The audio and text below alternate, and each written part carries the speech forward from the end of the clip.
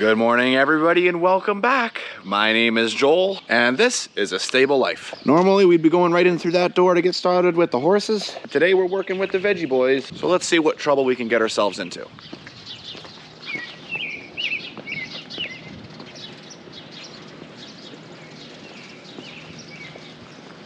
Good morning, Daniel. What's up, Joel? What are you up to this morning? Oh, I'm doing Matt's job. For those that don't know, Matthew is enjoying his anniversary trip with his wife, and we hope they're having a great time. That means that some of the jobs Matt is doing, well, looks like Daniel's now doing. I hope he's having a wonderful time while I'm here working. Looks like we're in the greenhouse this morning, getting things set up with the mums. They're setting up their drip line irrigation that they run along all of the mums so that they can all be watered with the flip of a valve. They can't do that with all the plants, but when all the plants are mums, they can. Once all of the mums are set up on the tables, you can see Andrew goes around and puts on some fertilizer on the plant for each and every single mum. And then they run a drip line across the top. The drip line has a certain spacing so that each of the plants gets water dropped right inside the mum and gives them equal water throughout the entire greenhouse. We are now being taken away from the greenhouse and heading down to our straw barn because we are out of straw at the farm market. So we're heading off to go pick up some fresh straw. So that's where we're heading to next.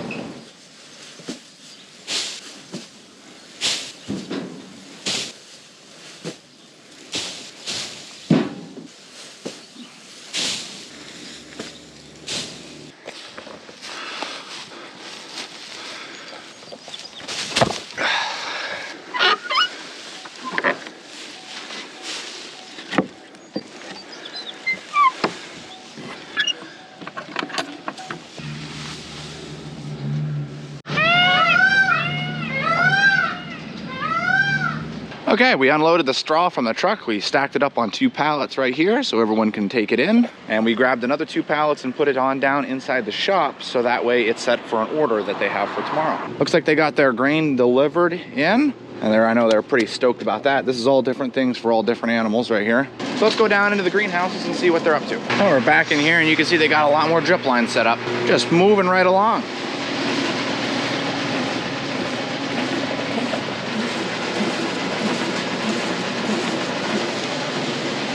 Just in case you're curious, these are the lines we're looking for.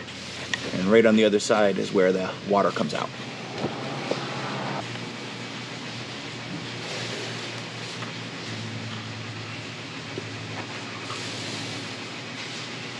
You okay there, Danny? Yeah.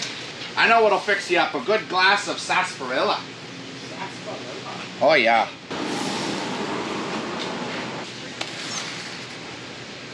Currently, I'm still adding fertilizer to all of the mums. Dad and Joel are doing a very important job. They're putting all the mums into place. Joel had mentioned earlier on that you can see there's little indentations that tell you where the drip lines are. Here is a section of drip line. So Joel and my dad are going through and making sure that a pot is at each set of drippers.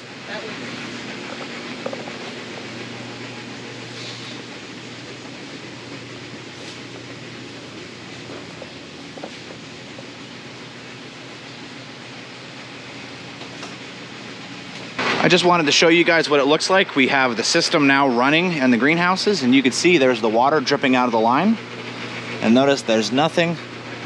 And there's the water dripping out of the line. And that is for every single pot for this entire section of the greenhouse. We just finished this middle section right in here. So they will be getting this turned on soon. And then Daniel and I are over here getting these mums set underneath the drip lines for this section over here. It's a nice chill morning today, so I'm appreciating it.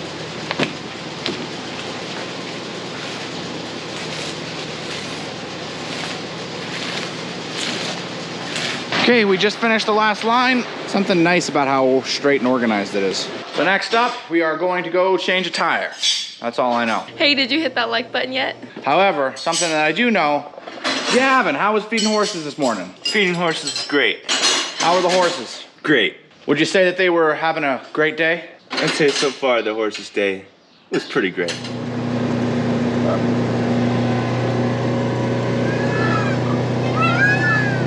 What are we going to go do, Daniel? Oh, we're taking the tire off the corn planter. Why are we taking the tire off the corn planter? Because a rock and the tire had a fight, and the tire lost. Yeah, yeah, that looks pretty bad, Daniel. Oh, it's fine. That's working.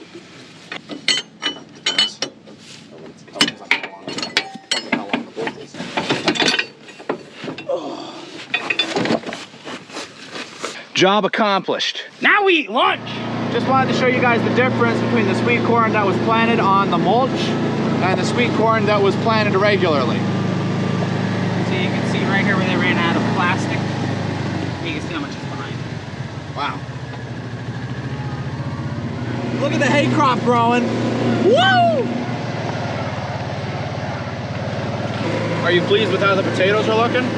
Yeah, they look pretty nice now. Wish they would have got rain earlier. Wow, that cabbage exploded. Wow. Look at this, guys. We actually got water sitting in the field now, from one extreme to the other. That's what happens when you get 4.5 inches. What we got for lunch?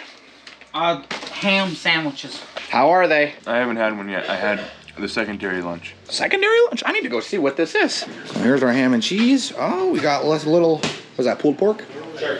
All right, we got pulled pork. Good deal. For the afternoon, looks like we're gonna be spending the majority of our time in this tractor. First thing we need to do is get the bucket unhooked, which we'll be unhooking right over there. And then we're gonna go hook up to some tillage equipment. We need to open up some ground so that it'll dry off because Daniel's planting it with field corn. And what's interesting is this is for a neighbor farmer, so they're helping out a neighbor here. And then we're gonna work on cleaning up some other ground, but that's with a different tool, and that's a little bit later on. For now, let's get this bucket unhooked.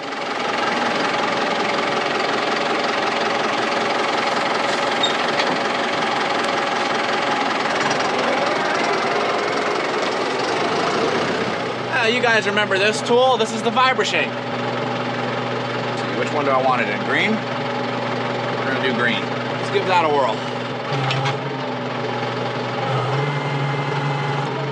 You know how rare it is that I get it right on the first try?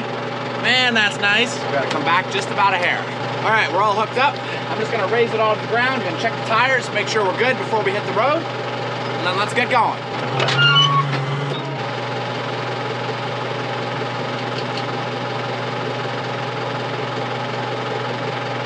We're good to go.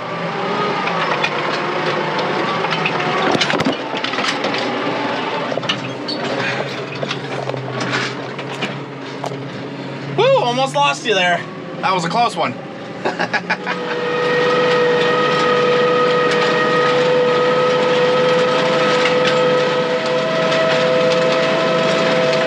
Let's head out and see what we got. There we go. So what we did was we just scratched the surface of the dirt.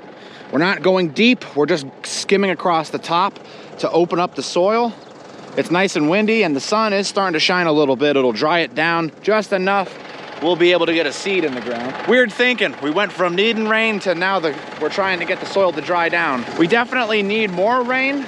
Nice slow soaking rain would be absolutely perfect, but this looks good. Looks like Daniel, Gavin, and Brian are on their way out here right now to get the corn planter up and running, so I better get moving.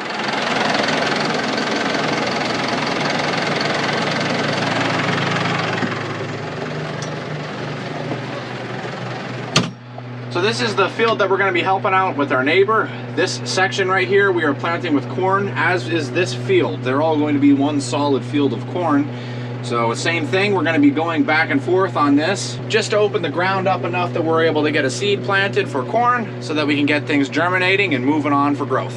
Let's see what it looks like as we're working it through.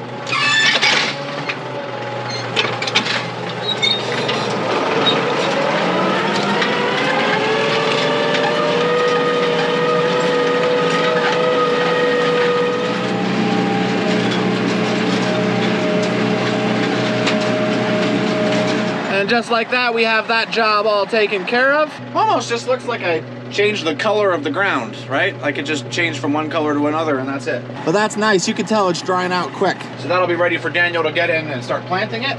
That's it for the Vibra-Shake, so we're gonna go unhook this and now we're hooking up to the rotary chopper. We have more things we need to get to, so let's get moving. So you might remember this piece of equipment. This is the rotary chopper, and you guys have seen this piece of equipment. Well, not that piece of equipment, this piece of equipment on the channel a couple times. Back when, during fall, I'm usually hooked up to this, mowing corn stalks and clearing up the fields just before winter. And you'll remember, in fact, if I have the footage, I'll roll that now.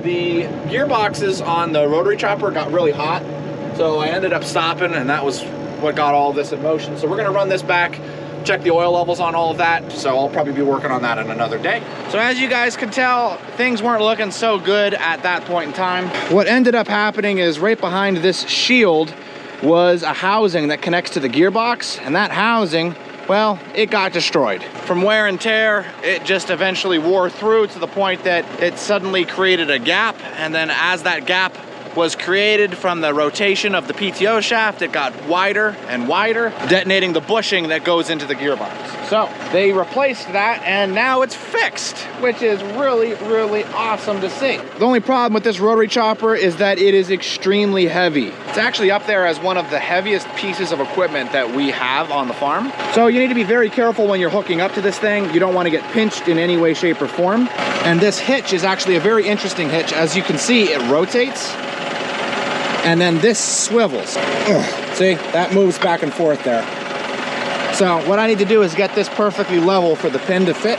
The reason why that's designed that way is because they designed it with the idea that you're gonna be mowing hills in mind. So that allows this to contour to the hill and stay on the hill instead of rolling the tractor over the hill, which is quite nice, especially because there's a lot of weight that's right here on the middle back of the tractor, keeping the tractor firmly planted. So it's a big piece of equipment. Definitely a lot of things that can go wrong. Giant spinning blades. For anybody back at home that has a riding lawnmower or maybe a push mower, you guys know the size of the blades on your mower. This is the size of the blades on this rotary chopper, and there is 6 of them that spin all together. This rotary chopper takes every bit of power that this tractor is able to give out to it. It's a pretty impressive machine, and when you see what it's able to do, it's pretty crazy. Just need to be shrewd and cautious when running it. All right, guys, we are all hooked up. Everything's looking good. Only downside to hooking up the rotary chopper, your hands get very dirty, all covered in hydraulic oil and grease. We're gonna take this up to the farm, grease it up a little bit, clean up my hands and get a water, and then we're heading into the cow pasture.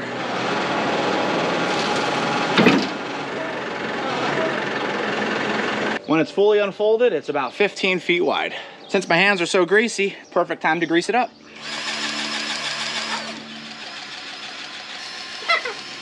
Oh, come on! Did I just run out? Yeah. Man! There you go, Daniel. It finally didn't happen to you. Oh boy. He's about to take you guys for a ride. I guess I better get you off.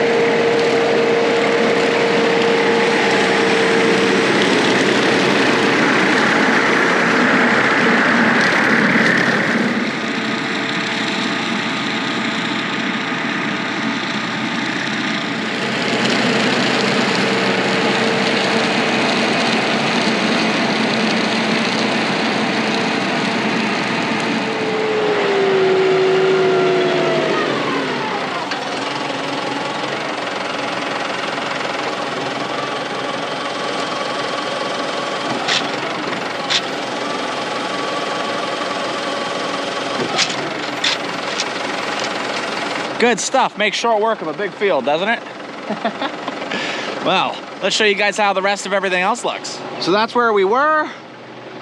And then this is all we have mowed. That hill over the back there, this section coming up here, and this going all the way down that way. You can even see the horses over there in their pasture eating. What's interesting is the cows eat grass very different than the horses. You notice in the horse pasture that it doesn't have those ridges that the cow pasture does have. The cows are not able to eat the grass as low to the ground as the horses are. So when I'm mowing the pasture for the horses, it's mostly weeds. Whereas for here, what we were doing was mowing the ground very low to encourage fresh and new grass growth with all of the new rain that we just got. And it looks like the cows are coming out of the barn and heading down right away. For the horses, we'll be mowing their pasture just before the weeds hit seed, because we want to let all the weeds come up out of the ground, and then before they hit seed, we'll chop them off. That way they're not able to get all those seeds into the ground. We're stopping them before they get to that point. But that's it for me. So now we're gonna head on back to the farm. Well guys, it looks like I'm not the only one that was out rotary chopping today.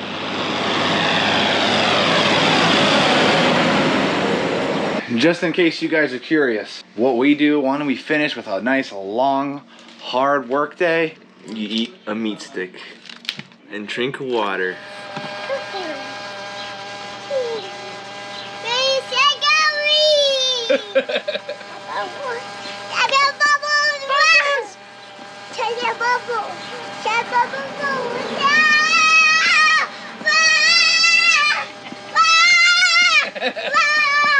Whoa, so many bubbles!